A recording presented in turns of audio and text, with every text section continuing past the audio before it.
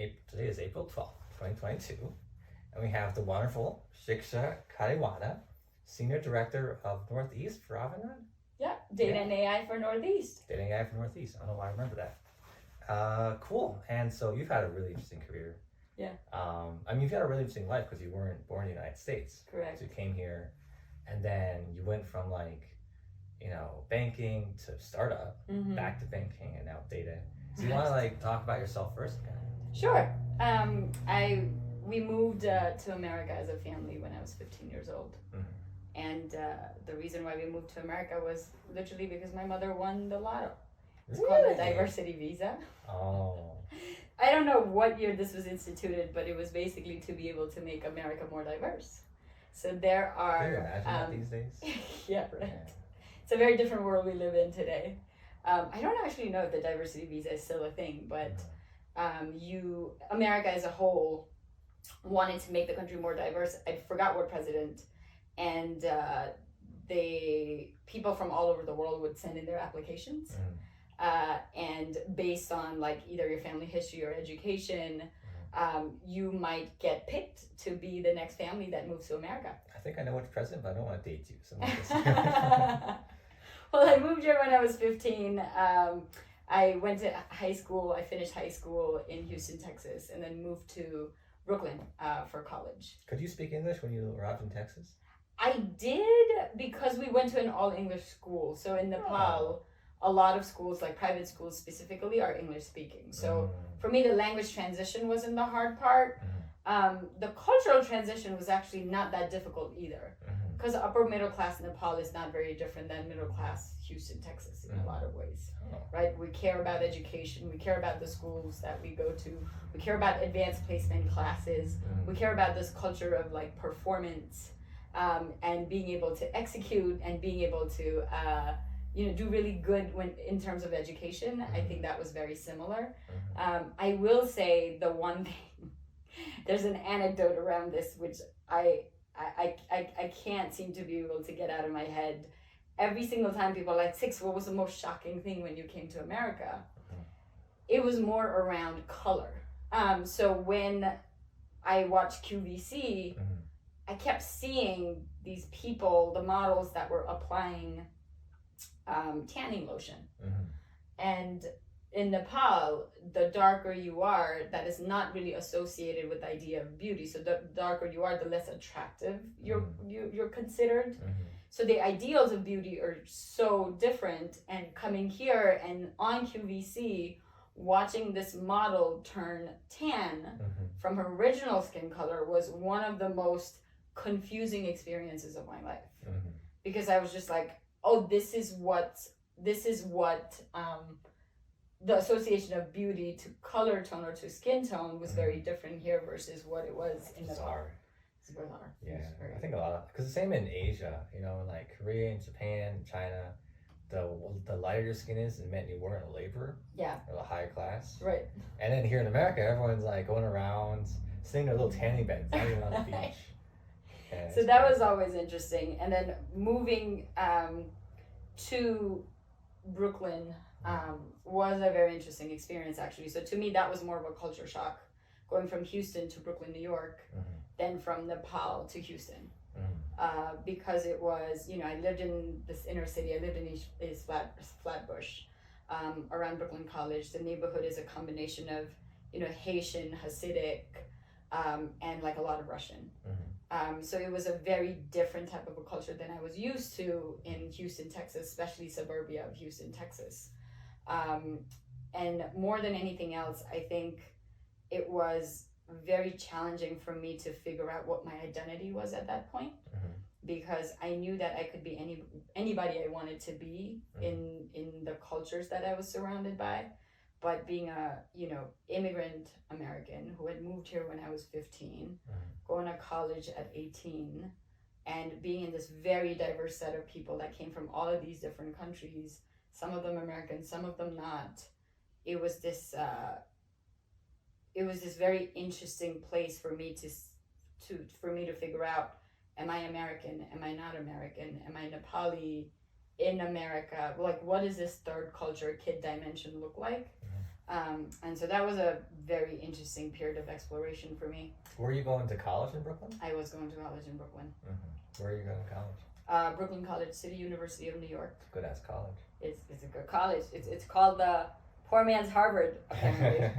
I found it on some Wikipedia article. It's better than Harvard.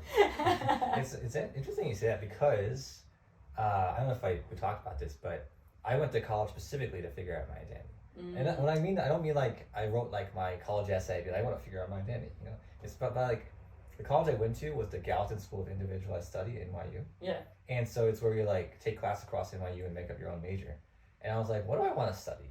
I had the same issue where I like was coming back from China after like 7 years in China, like elementary, middle school, and high school, and then going to college in New York. Yeah. And so I was studying what was called cross-cultural graphic design, where like half my classes were art classes, which were a waste of time, and then the other half were like media studies, like cultural studies, those kind of things. And I like by the end of my sophomore year, I actually felt like I figured it out. So the solution, like the place where I landed, was that probably after taking these classes, I was like, well, like perception about ethnicity is not a social contract, but perception about who you are based on your ethnicity is. And like, I feel like people apply labels to you and people internalize those labels. And so, especially among like Asian Americans, there's a lot like, are you too Asian? Are you not enough Asian? There's a whole like dick measuring thing going on. And so it's like, oh, do you use chopsticks? Do you like, can you read man or read? And it's kind of, I think it's really dumb because like, there's like, what does it even mean to be Asian? Like Asian, the American conception of Asian has nothing to do with Asia, And so it's like, am I Chinese? Am I American? Both of these are labels that, first of all, don't mean anything. It depends on the person. And second of all, they have nothing to do with me. So like, I am whoever I am. Doesn't have to. And so I was like, well, that was a kind of a expensive use of 2 years to figure that out. But then I was like, this is dumb. I just want to make money. So then I changed my major into something else. What did you change your major to at that point? It was still graphic design, but I called it corporate beautification. Okay. So it was about like making design to help corporates make money. And then we got on the same project together at Capco, and you started testing wires. Yeah, so I did 2 years studying identity in college. I was like, that was a waste of time. I changed it. And I spent 2 more years studying graphic design, and then I was also working professionally as a designer. And when I graduated, I was like, I don't ever want to do graphic design again in my life. This is a terrible, terrible industry. And so I was like, fuck, what do I do now? And so I was very lucky to get hired into Capco because they just started a digital division and started hiring designers. But I want to get off that. I want to get out of digital as quickly as possible. So then, like the first stop, Nitesh called me into his office. He was like, I see you know how to do user experience testing. That's just like user acceptance testing, right? I was like, no. It's like, you're going to Morgan Stanley. And so, but it was exactly where I wanted to go. And even though it was a tough project and everything, but it was where I wanted to be. Yeah, that's amazing that they were like, oh, user experience design. It's probably the same as user experience. Yeah, it's exactly the same, right? It's like, exactly the same, right? Sometimes you look back at your life, you're like, how did I get here? Like, how did we get here? It's because one of our bosses at that time made a mistake of thinking that you are like user acceptance tester rather than user experience designer. Well, mistake, right? Because they wanted resources to go to that project. They wanted people. Whatever angle they could take, they're going to throw bodies at it. Exactly. But isn't that so interesting? I think like what we talked about, we were maybe going to shape this a little bit around adaptability. Where it's like, for 2 years you went to school for this one particular thing. And then after that you went to school for something else and wanted to do design. And then all of a sudden got involved understanding about user acceptance testing, software development life cycles, and then got into data and AI, and then got into programming. You like taught yourself how to code. Yeah. So it's just like adaptability is sometimes, like, I think I would just define it as like, how would I define it? The situation, making the situation work for you? I mean, yes, definitely. Like, it's like being flexible enough and being able to learn new things to be better fit to a new environment that you find yourself in. It's like, it's not easy, like learning is hard. There's so much to learn. The fun part though is understanding what is required in that situation from you, and being able to shape your skill set and competencies to be able to match that, I think actually teaches you that your identity is very fluid. Yeah. Because a lot of people define themselves by the work that they do. And when you keep jumping onto new things to be able to do, you learn those skills very quickly, and your identity doesn't stay formalized into this one rigid structure. You know, it's this is an example that you'll find you've probably seen pretty often in tech, where sometimes people are like, well, you need to listen to me because I've been doing this for the past 10 years. And I'm like, I'm not looking for someone to have done the same thing for the past 10 years. I want someone who can learn the past 10 years of stuff in 1 year. Yeah. You know, and so the way tech is evolving too, if someone comes in and says, I have 10 years of experience doing this, I'm like, your skills are no longer relevant. Yeah. You know? Because like tech changes so quickly. What you did 10 years so ago rapidly. is like in a museum these days. Yeah. People like, and I mean that, I actually don't mean that in a derogatory meaning. I mean that like, people should study what happened 10 years ago to have context for why we do what we do today.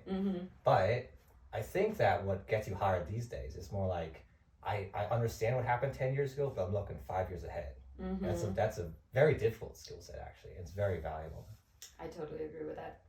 And for people to be defined by like, this has been my job for the past 10 years, I think this shows the inflexibility and the rigidity of their thinking as well. You know, and usually I end up not hiring or working with people like that. Yeah, it's an impediment to adapting to the situation. Exactly. Because have you heard of the OODA loop? No, what is that? So it's like OODA. It was developed by the Air Force, and it stands for like observe, orient, decide, act. So like they try to teach their pilots like run on very short, like 5-10 second OODA loops. Okay. Where it's like, I mean, like in that kind of environment, don't have like much, you gotta focus your brain on whatever you're doing. And so it's like, first you observe the space around you, and then you like figure out where you stand inside that space. And then you make your decision and you go do it. You don't think about it. And then you restart the loop. How fast are these loops? Well, when you're a pilot, it needs to happen like in 5-10 seconds. Wow. But like, it's applicable everywhere. You know, like the whole point of Agile is you want to have like 2-week OODA loops. And like in corporate decision making, you want to have shorter, like where market feedback gets back to you quicker and you like make decisions faster. Yeah. And so I think like even in artificial intelligence, in reinforcement learning, which is what Google and Facebook have been doing, like there's a concept called Q learning, which is basically the same, where it's like observe your environment, you know, make a decision based on whatever fancy ass model you have, right, and receive feedback, update your decisions, and do it again. Yeah, I mean the entire product development paradigm, the digital product development paradigm, revolves around how quickly can you iterate, how quickly can you take the inputs that have been given to you, and how quickly can you push out the features based on the inputs that have been given to you. Yeah. So I find that really interesting, that some of the fundamental rules of human adaptability in an Air Force setting is applicable almost exactly to like a product management framework. Yeah.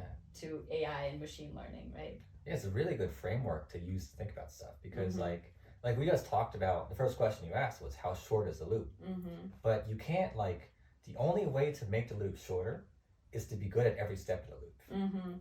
And then it's actually really hard, especially in like an organization, because like finding out people who like understand the market and where we sit inside it, and people who like decision makers and people who execute are 3 different groups of people. Yeah. And different skill sets, hard to tie together. I totally agree with that. I was reading that book called Loon Shoot. I don't know if you've read that book, written by Safi Bakal, and he basically applies the physics of what's it called? We're gonna have to edit this part. No, it's you know, when water turns to gas. What's that state called? Vapor? Yeah, vapor. But there's like he applies the physics of state change to organizations and human beings. So when does water turn into vapor? What is like the threshold for how that changes? The boiling point? Yeah, the boiling point of how that changes, but then at what how do you apply that exact physics to other complex dynamic structures like organizations? How do you apply it? Well, from what he talks about is actually about the soldiers, similar to what you said, that information exists in 3 different bodies, right? Mm-hmm. You have the foot soldiers, and then you have the artists in an organization. I think this is something that you see in a lot of different organizations. When we were at Capco, there's the digital team, and then there was the rest of IT, target operating model type of work, right? There was the data and AI team, and then there was the rest of the org, right? So there's always going to be the artists that are always thinking about what is the new thing, what is the innovative thing, how do we break this? And then there's always going to be the foot soldiers that are actually the main revenue generators in the business. They're the ones that are on the sales teams, that are the ones that know what the client wants to buy, how you bring in the revenue, how you work through the sales funnel. They're the operators of the business. And the challenge in most of these organizations is that those 2 parts don't talk to each other. So what Safi talks about is how do you keep those 2, your artists and your soldiers, in dynamic equilibrium? Because if you have too much of one over the other, then it's not going to lead to change. Because if you focus too much on your artists, then you have probably lost the fundamentals of what it means to run a business or operate a business. But if you focus too much on just the innovation agenda and just the people that are trying to break things, you've lost the focus on how you actually run a business. So that's why it's very important to have both of those types of people in dynamic equilibrium and be able to like listen to those inputs and then make your action plans based on both of those inputs. That's interesting. So it's almost like the innovation guys, they have their own little loop going on, but the action part is what filters down to the rest of the organization. The action part filters down to the rest of the organization after sufficient time has passed. Because a lot of times the innovation guys might be too early in the process and they don't understand how that actually fits into the overall agenda of the organization. So they just end up looking like a bunch of talking heads here. Meanwhile, the organization that actually says like, look, I know how to run a sales pipeline, I know how to sell a deal, I know all of the operational efficiencies I need to have within the finance department to operations department to enable large scale deals. Those guys are looking at the innovation guys going, you don't know our business. And the innovation guys are looking at all the ops and the finance guys going, you're too boring and you're doing boring stuff. That to me sounds like the innovation guys not observing their environment correctly, not understanding where they sit inside it. That's actually a really good observation, because I think it happens on both sides too, right? It also happens on the ops guys that are just focused on maybe like large deals and we know how we're going to make this revenue, but not being able to be aware of where the market is going. Where if you don't try and test and fail fast, you likely won't be on the up and up.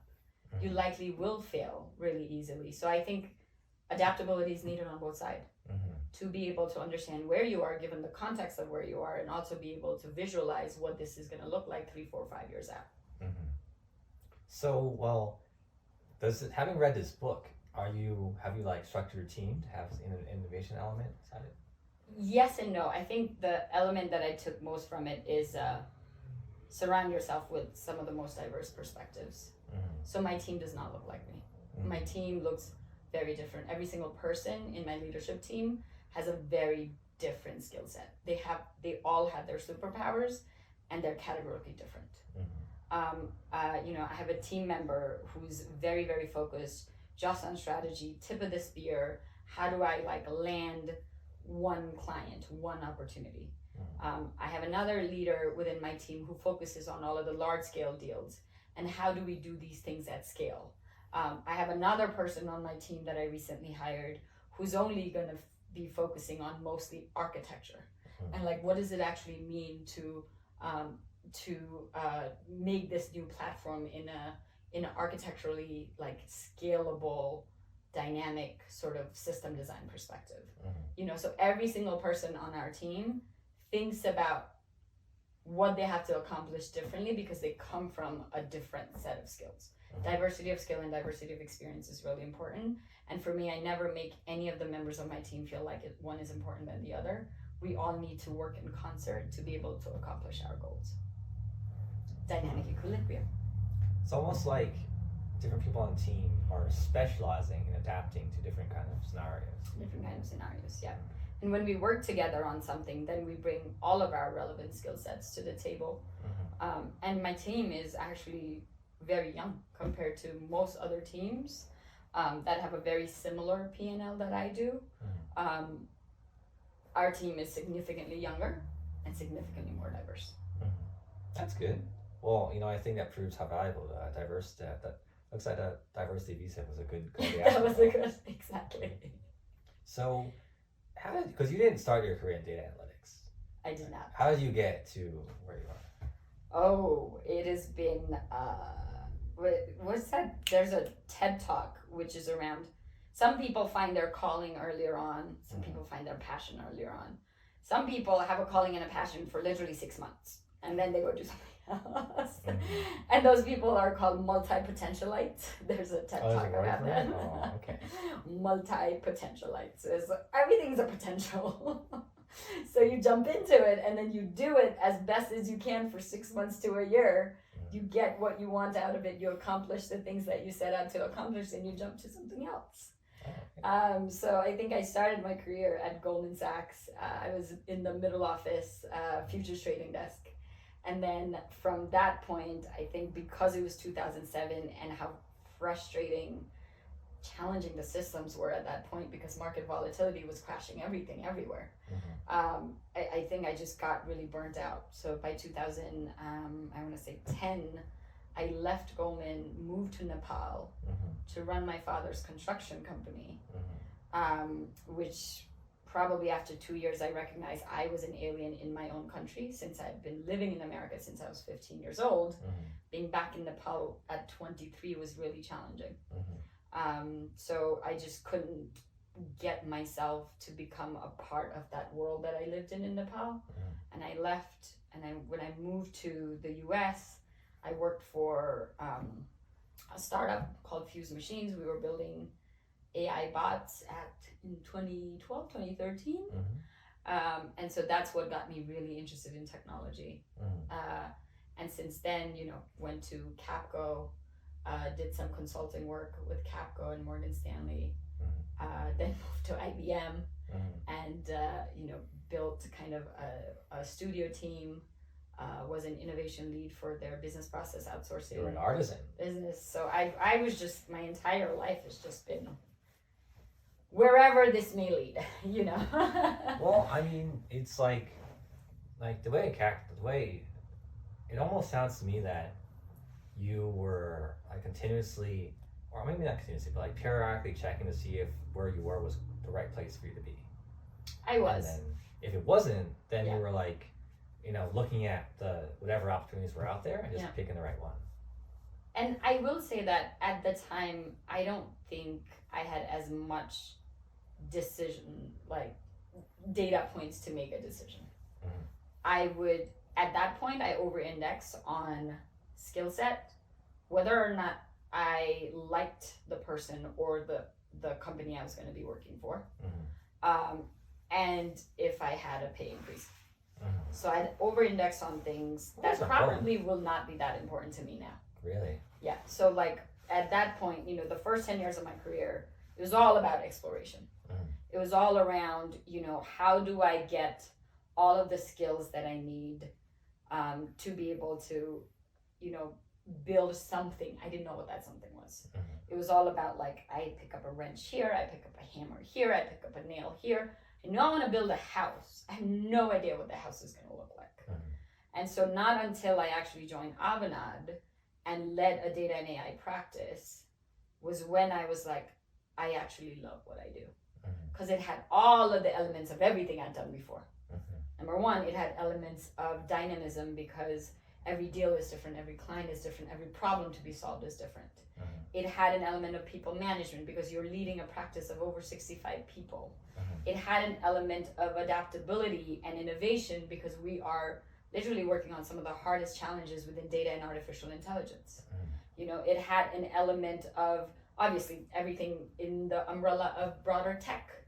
and like the excitement that tech brings and all of the new tools and, you know, how to now integrate these new tools into the system and how to solve a problem with that tool, right? So all of those things that I had really like found joy in the first 10 years, I somehow found that in one job.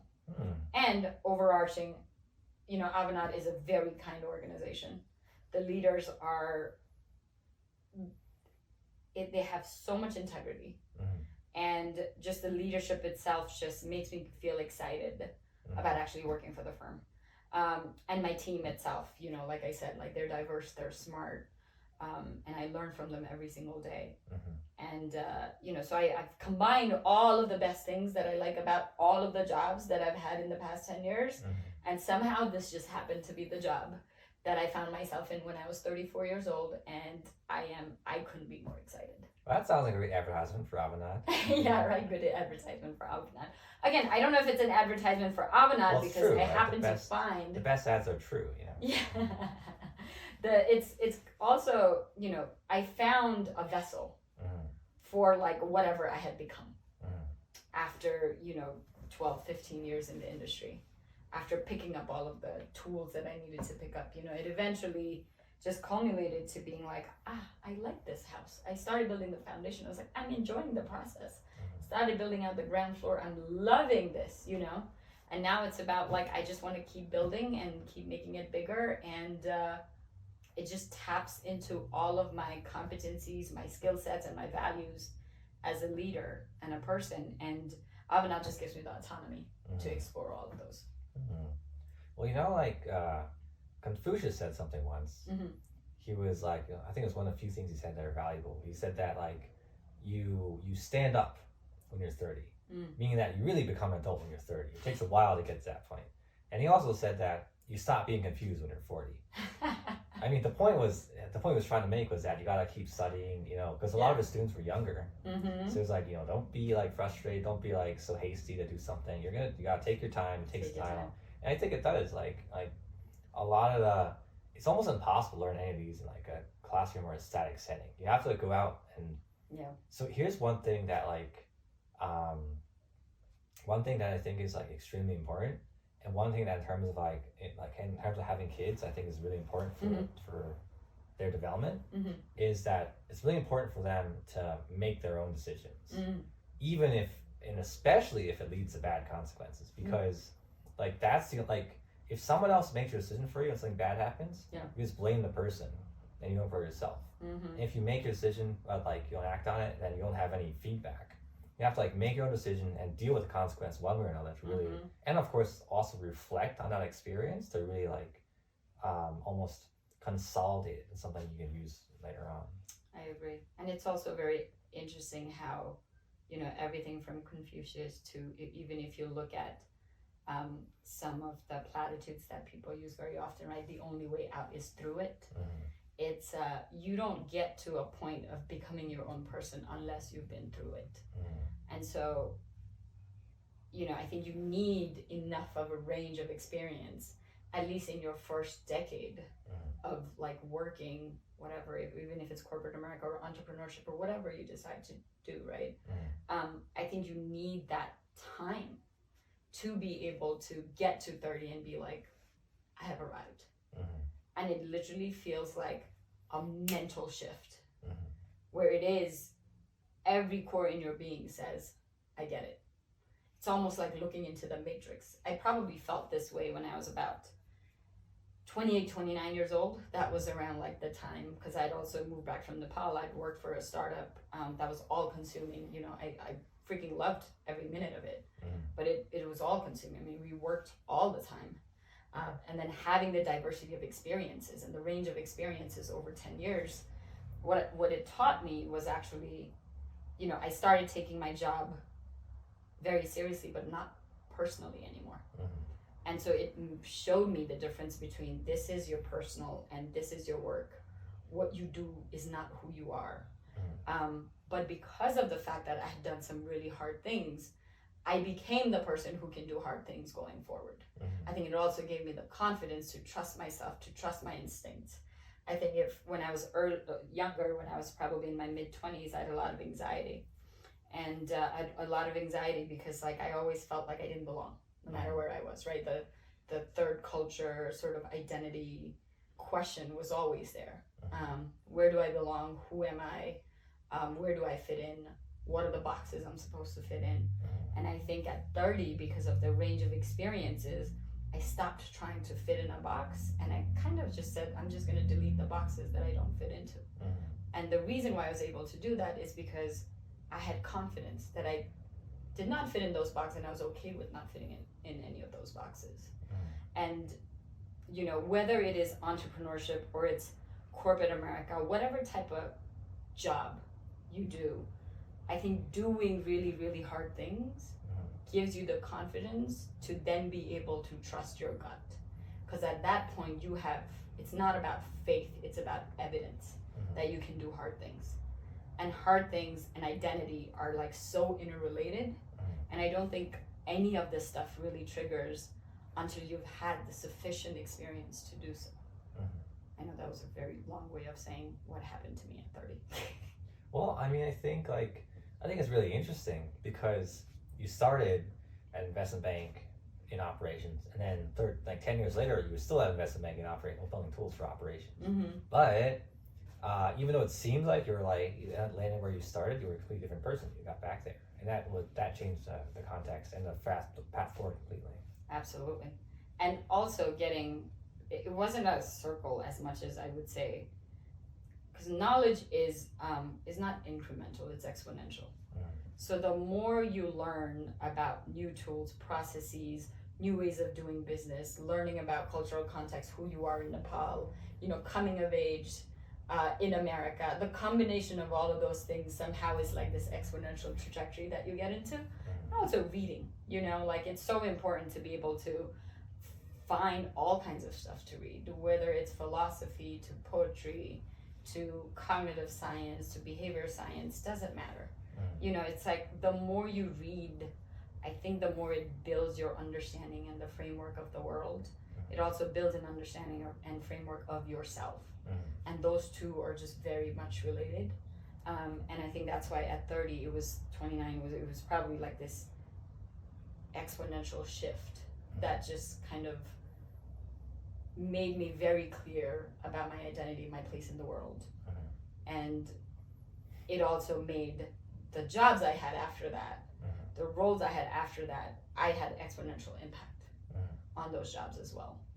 Because I wasn't just doing them to take the tools, I was now starting to build something that was meaningful and that was long lasting.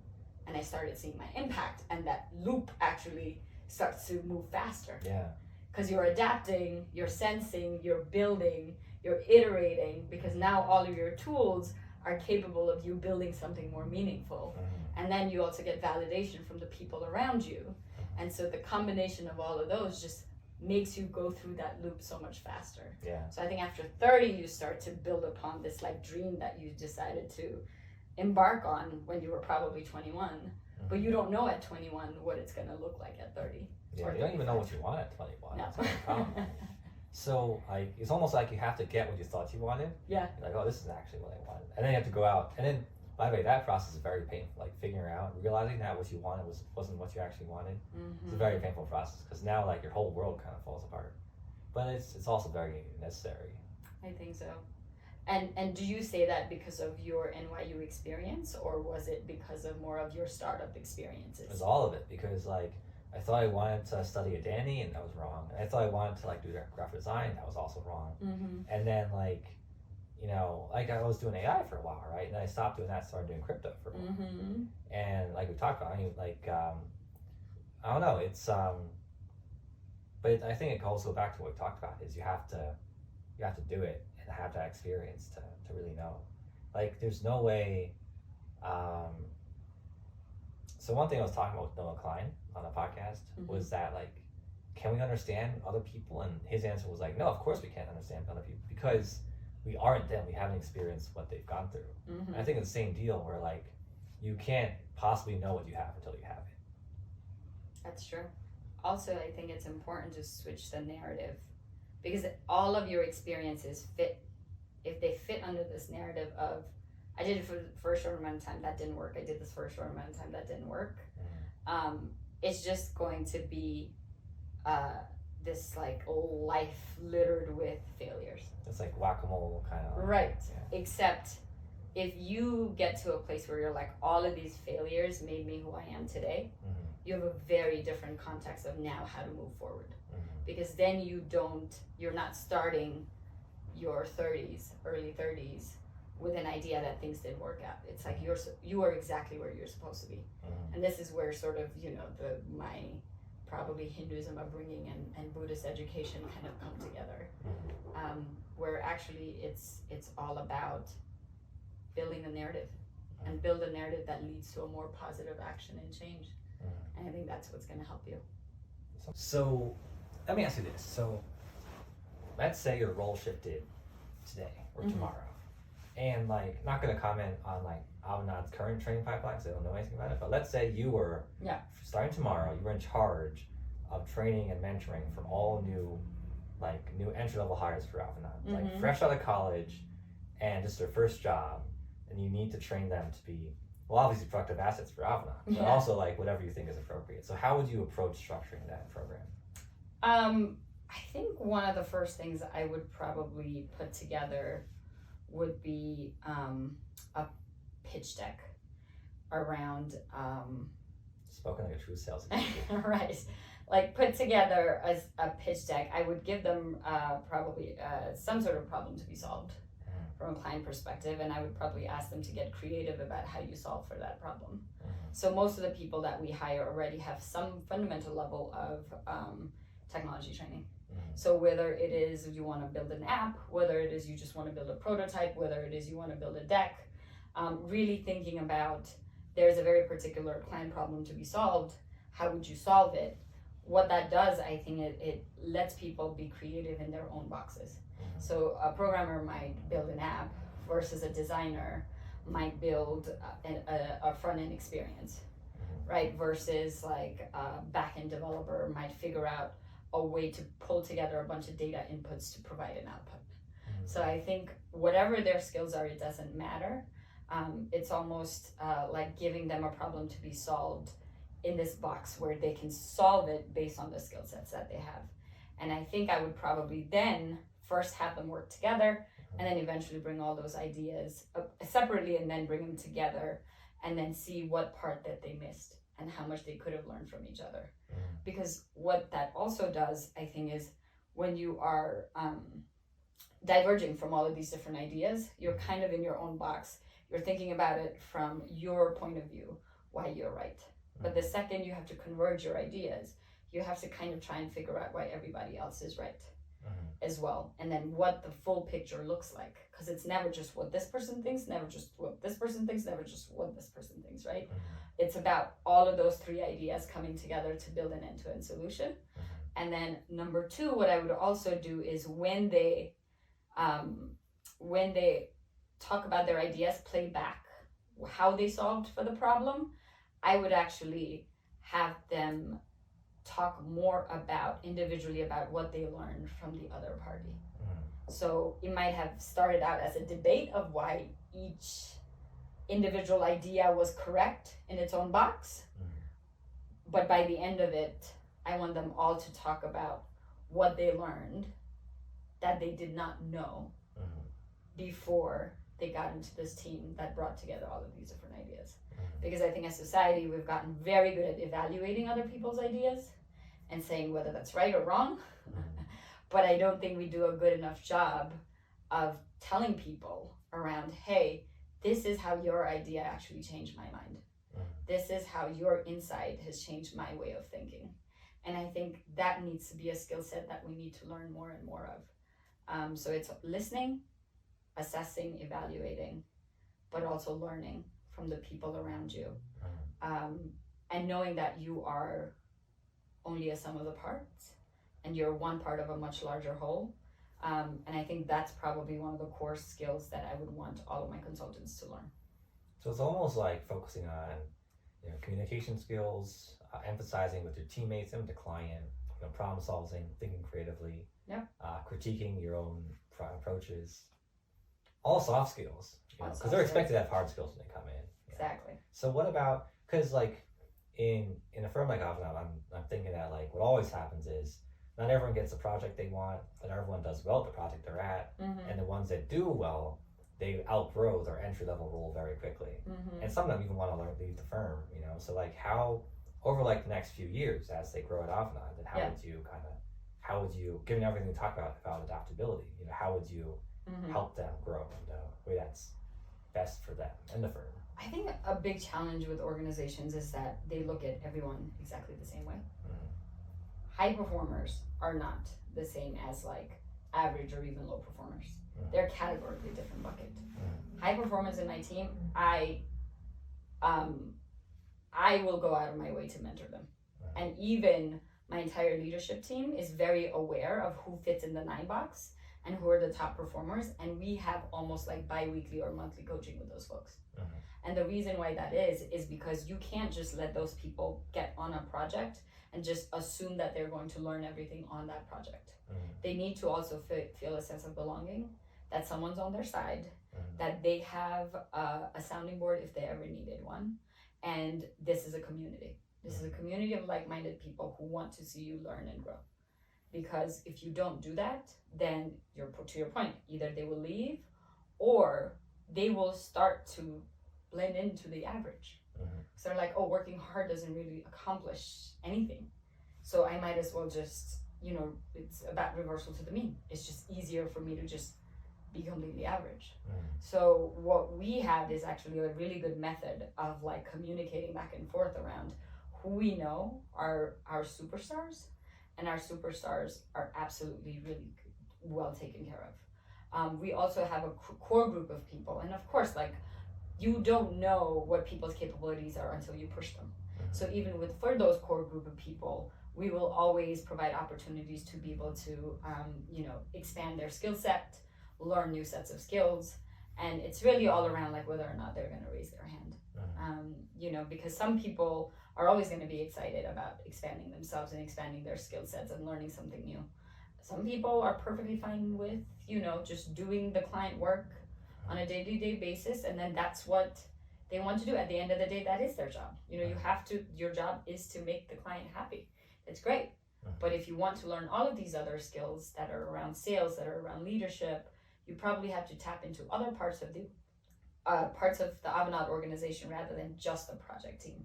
And people that are open to that expansion, we will provide the support. People that aren't, you're still doing your job, and that's fine. And then you have the folks that are struggling, and a lot of times like we provide as much support as possible, but after a set amount of time, it's consulting. It's an up and out culture. So we have very different support structures for all types of people. And I think this is the last thing we have time to talk about, but it's like, it sounds like the way you're describing the system, it sounds like it rewards high performers. It's like the system is set up to identify those people who are soldiers and artists and fast track them and reward them. And we talked about how like corporate culture has changed, where it's not about like in the 50s, the stereotype, and so it's kind of true, is that you do your job 50 years and you retire, you take care of the company. And now those roles are gone. They're not coming back ever again. And it's like now it's like the amount of like the bar has gotten higher, but for the people who are at that bar, it's like life has gotten so much better for them. And like you need people who are self-motivated and adaptable and have a strong focus on personal development and understand the context that they're going into. Yeah. These people are actually quite, like 20% of the population at most. Yeah. And so you want to talk about that, how like corporate culture has changed? Absolutely. I think there is this belief that just because you're in corporate America, you do this like boring 9-to-5 job and you have no autonomy and you have a boss that tells you what to do. And, there's just this idea that like it overall sucks. And there is nothing further away from the truth. If you are someone who is motivated, if you're someone who's driven, and you are someone who wants to focus on personal growth, corporate America is a great place to be. Because if you are able to articulate why the things that you're going to do is going to have a bottom line impact or help the company in some way, just frame it as that. The story could be around self-development. The story could be, hey, I'm in a project team and I'm just doing this testing project. However, like, I want to learn more about like sales pursuits. I want to know how to put RFPs together. I want to put together SOWs, right? Like statement of work. Anybody who wants to stretch into that role can stretch into that role as long as they frame it as, hey, I know I'm working a lot on this particular project and I'm spending about 60 hours on the client project, but I want to maybe dedicate only 50 hours or 40 hours a week to the client project, dedicate 20 hours of work to like sales support because I want to learn something on my own. No one will say no to that. As long as you're able to frame the client expectations, as long as you have a level of camaraderie with your client, be able to, you know, manage expectations for yourself and the client, you can do anything you want. The challenge is most people end up getting in this bucket of, well, I just have too much work anyways. I don't have time for any of this other stuff because I have too much work. So you end up getting into this problem loop rather than like solution loop. And so when you're in the, like, I just have this problem and I can't solve it, then you're not going to be able to solve it. So there's a set number of people who will always be in that loop no matter what. I mean, you look at some folks, like their personal lives, their, you know, the way they work out, the, you know, how they view the work, yeah, and their life. Like everything is just kind of, it's not at the highest level. You know, it's always like, it's always supporting. It feels like they have been told to do this one mandate and that's what they're going to focus on, rather than building their own path and figuring out their own autonomy. And so a lot of those types of folks are in corporate America. They're letting decisions be made for them. They will let decisions be made for them. And those, a lot of times, those are the people that are in the majority and end up just giving corporate America, I think, a bad rep. I don't think it should be as bad a rep as everyone gives it. I think there are opportunities for expansion if you choose to do so. Yeah. I think there's opportunities for growth if you want to see it. You know, it's like everything else in life, like whether or not you believe it, whatever you believe, you'll find the evidence for it. You know, if you feel like you're someone who's not loved, you'll find evidence in the world that you're not loved. If you're someone who believes that you're adored, admired, loved, all of those things, you'll find evidence in the world that you are. And I think a lot of times, folks that sometimes will have this victim mindset because, I mean, maybe for the right reasons, maybe for all of the right reasons, that they've struggled through a lot. And maybe they are in that type of a mindset because they have been through a lot in their life in general, right? They might end up thinking that there is no control and they just have to do what's been given to them. And, you know, I can't speak for all of those, but for the most part, I think in corporate America, if you change your narrative around, I am going to do X, Y, Z because it's going to help me grow in this way, not for the organization, not just for the client, not just for my boss, not just for my coworker, because it's going to help me become a better person in this way, you will likely get to the highest rung of the corporate America ladder, the corporate ladder. Yeah, so I guess on that note, you know, the important thing is always growing, right? Always growing. What helps you grow. Growth mindset is absolutely crucial, I think. And, you know, anybody who was struggling with a really challenging boss or a very challenging project or a very challenging job, it's a short-term thing. It's not your career. You know, your career is much longer than a job or a project or a boss.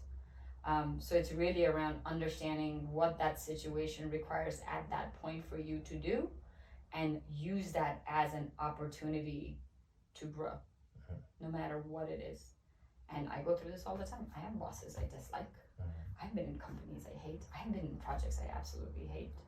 But I've always tried to look at the silver lining, which is like, what is this trying to teach me? And maybe it's because my Buddhist education too, that it's much easier for me to be like, what is this situation trying to teach me? That's where my mind constantly goes. And again, that's because that's how I'm trained to look at things. That's how I'm trained to build my narrative around. Yeah, that's what Buddhists say, right? Life is full of suffering and hardship, but it's all there to help us grow and transcend it. Get to something better. Exactly. Cool. Well, thank you so much for your time, Six. That was very cool. Thank you, And, Hannah. yeah, talk to you again sometime. Yay. Was that okay? That was great. That was terrific.